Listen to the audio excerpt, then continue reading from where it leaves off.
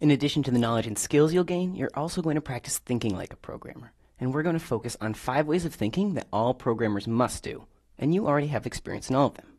The first is procedural thinking, and this involves taking a big problem and breaking the solution into a set of steps. 1, 2, 3. The next way of thinking is called abstract thinking. And if you couldn't do abstract thinking, you may know that if someone gave you one apple and then another, you'd have 2. But if someone asked you what happened when they gave you one orange and then another orange, you might have no idea. But because you do have an understanding of the abstract idea of numbers, you know that you have 2 oranges. But even more importantly, you know the abstract idea that 1 plus 1 is 2. The next programmatic way of thinking is a systematic way of solving problems, or systematic debugging.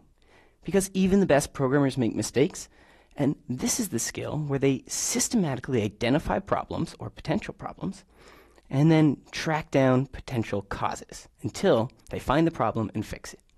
The fourth mental technique is called technological empathy, and it involves understanding how the computer sees things.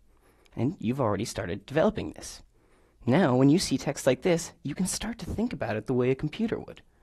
You may already be thinking that the is should be bold. The fifth technique that we're going to keep coming back to is called systems thinking.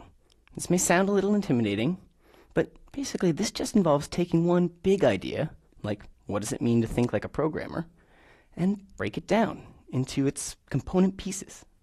Because we're going to keep coming back to these 5 ways of thinking, next you'll see a text summary of all of them.